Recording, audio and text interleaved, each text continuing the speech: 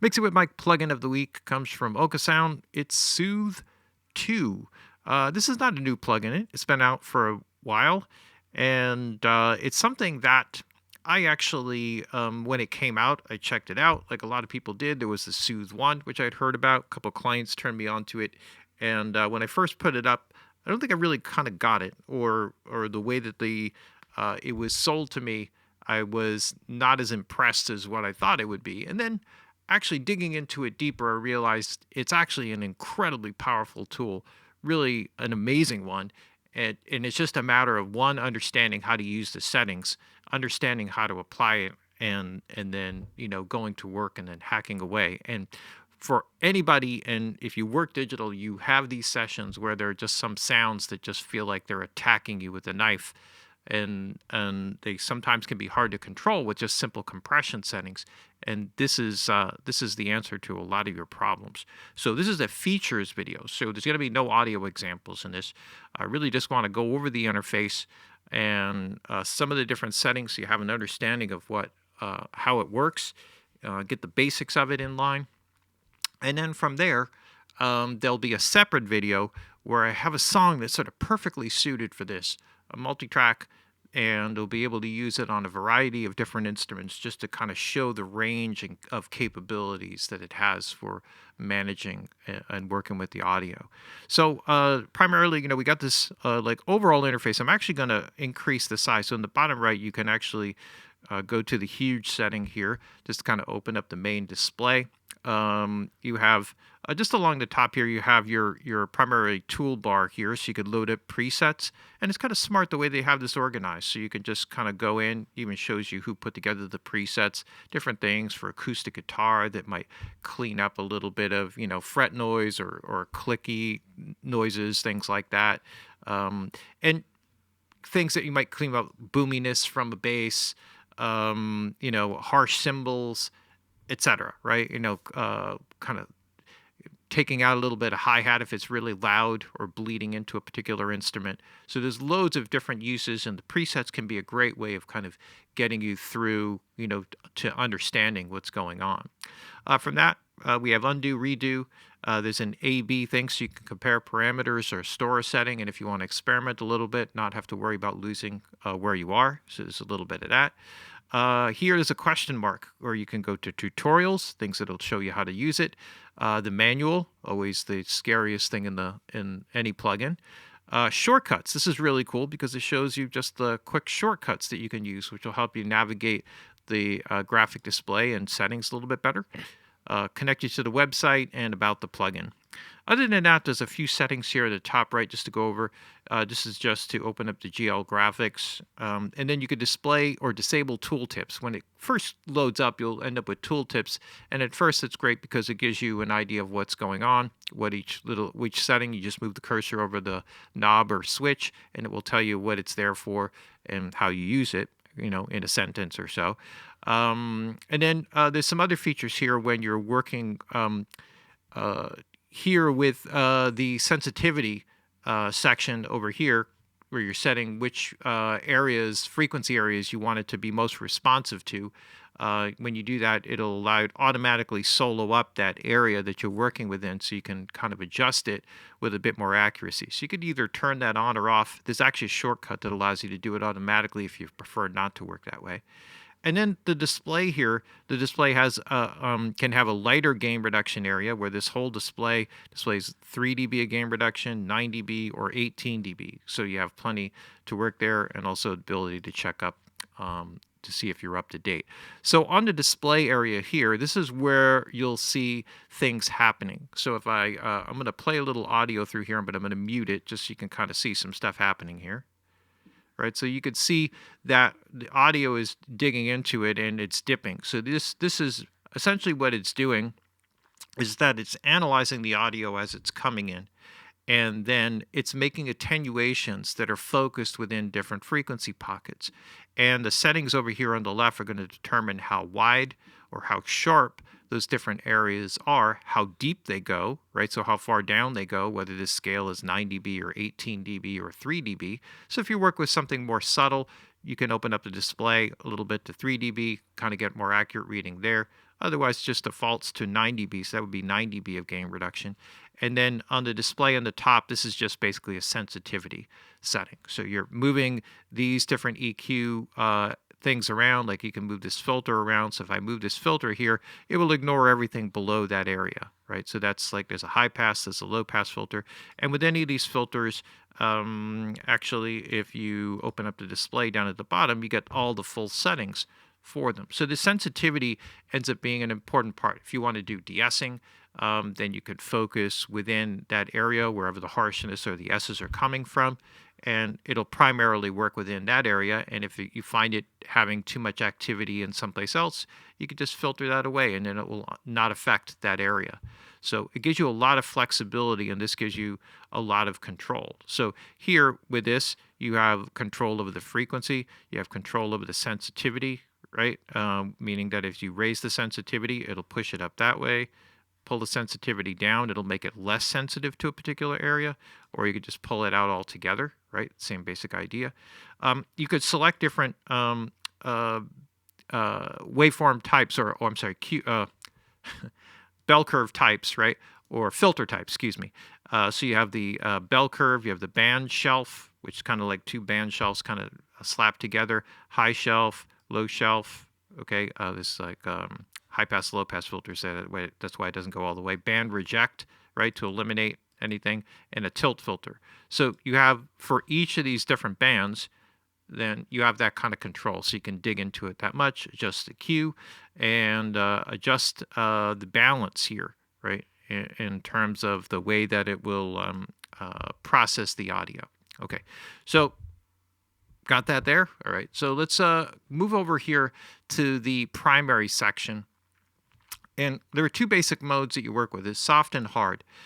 The soft mode basically is what default comes up, and most of the time that'll do what you want it to do. So more or less, it's a little bit more gentle on the audio when you're feeding something into it. So you have a guitar part, and it's got this kind of mid-range tone, which just kind of is a little bit biting. You focus in on that area, you find out what that frequency is, and then maybe you start with the soft setting and use the depth control to determine how much gain reduction. So if I'm feeding something in and I increase the depth control, I'm going to get more gain reduction here. If I decrease it, it's going to be much lighter. So basically, you kind of want to dial this in based on, you know, how much work that you need. If you switch to the hard setting, now it's going to be more aggressive in terms of the processing, right, with the same depth control settings, and it's going to be a little bit sharper and a little bit more focused in the way that it works. So it'll take on a different characteristic.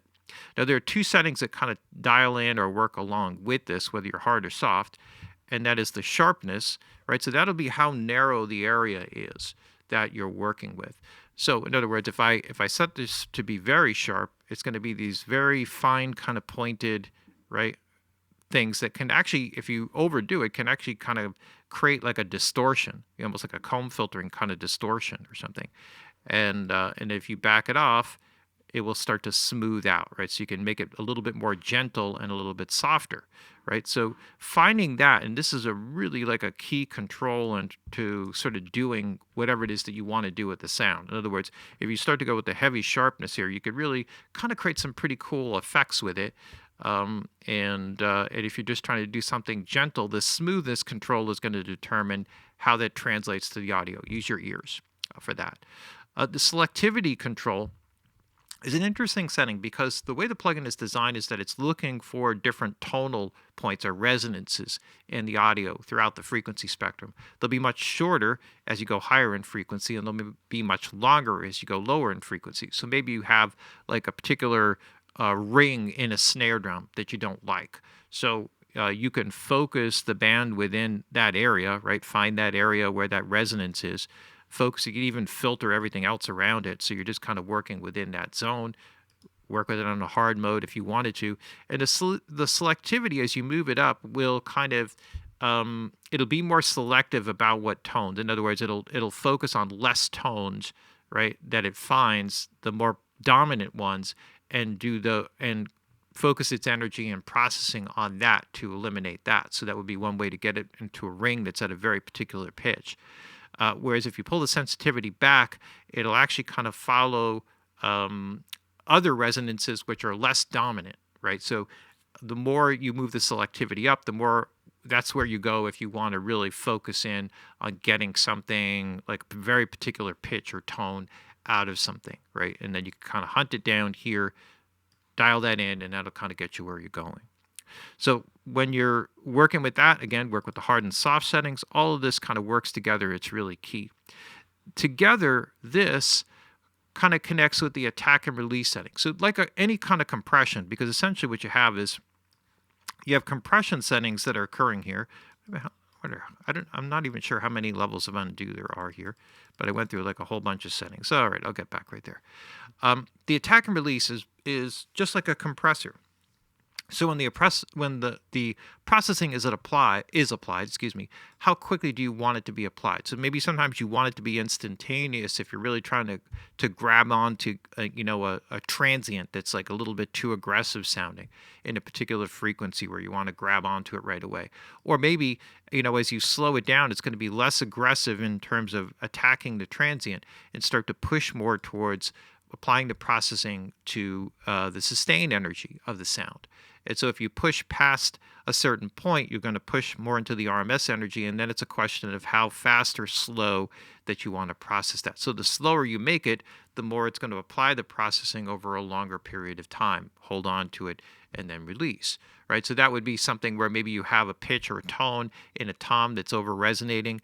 Then you would set you would set this to sort of control it, right? And then how long you wanted it to control it. Maybe you wanted to hold it longer, so you could take like a certain tone that's over resonating out and hold on to it for a longer time. So those settings are really key to kind of getting the most out of the plugin, whatever frequency area that you're working in. So think faster for higher frequencies and more transient stuff. Think slower attack times for more RMS kind of tweaking. On the quality side, there's a variety of different things here. You have oversampling, and this becomes more important because as you're kind of working with this, the oversampling will actually help the processing to be more accurate. Okay, so if you have 4 times oversampling, you're quadrupling the sample rate, applies the processing. Now it's just going to be more accurate in terms of the way it's applied to the pitch. The offline setting is if you're doing offline processing, will it be the same as the real time? Whatever that resolution is. And it works pretty efficiently overall, even in the oversampling time. In my experimentation and working with 4 times oversampling, it seemed to work really great. And then there's a resolution here which magnifies that. So this is just for improving the audio quality. If you want to kind of tool around for a little bit, and kind of get it set up, get it, going dialed in, doing what you want to do, and then you could put it into an ultra setting where you're getting like the highest sound quality out of it. And if you need to burn that in for CPU sake, burn it in, right? But do it at the the highest quality that you can work with based on what your computer can handle. In terms of additional features, there's a variety of stuff here that's important. There's an external sidechain, so you can enable an external sidechain if one is up here. So now the gain reduction should be triggered by an external signal, and you'll be using these keys here to figure out where that processing, where it's going to be sensitive to the incoming signal, and then it'll apply that processing to the sound that the plugin is instantiated on. And you can listen to that sidechain audio by clicking on there when you're working. There's a wet-dry control, so sometimes it's kind of cool to exaggerate some processing like de-essing or something like that, and then dial the mix control back so you can, more or less get a wet-dry control on how much of the S's that you want to mix in. And sometimes it's a lot easier because once you get it acting the way that you want it to, and by the amounts that you want it to, if it feels a little bit aggressive, you can just sort of dial that processing back and then kind of find that right balance between the two worlds. Anytime that you want to focus on what is being processed, if you select delta, you will only hear the process signal, right? So whatever it's taking out, or whatever the differential is between the incoming dry signal and the output signal, whatever that difference is. So whatever is being extracted, that's the delta. That's what you would hear. And then there's an overall bypass, right, for the audio. So it'll just bypass the whole processing. You could do that up at the host as well. as far as working with it, if you're in stereo, you can work in mid-side or stereo, and you get different controls here in terms of the balance, in terms of the way that it is applied, right? So you can unlink the two sides by percentage. So if you unlink the two sides, it would be mid and side would be processed independently of each other, or if it's left-right, it would do that independent of each other. And you could set the balance of this to operate more on one side or the other. Depending upon what's going on, you can work with, say, like you have overheads, and there's a particular, like, say there's like a China symbol that's just blowing everything up, and you want to kind of dial that back in, and it's over on the right side. You may want to set the balance control so it's really dialing that side back a bit more than the other side. So you could set the balance control to kind of apply the processing more or less to one side or the other. Or you can unlink them altogether or by some certain percentage so that, when it applies processing, some of the stuff will be sidechained to the other side, but not all of it, right? So you can make it completely independent. That usually sounds weird with stereo things like overheads and stuff, but it does give you that capability there if you need it. And that's the basics of it. It's really an amazing plugin. Every time I use it, I keep coming up with new cool ways of using it. So next up will be a video that will go through some audio examples, and I'll have it in a bunch of different case uses on different instruments, and you'll kind of get to hear how it works or how it can be applied in different ways that you can use it in that video there. So that's it for this. Here is just an overview of the features of the Oeksound Soothe 2, and it is the plugin of the week from Mixing with Mike.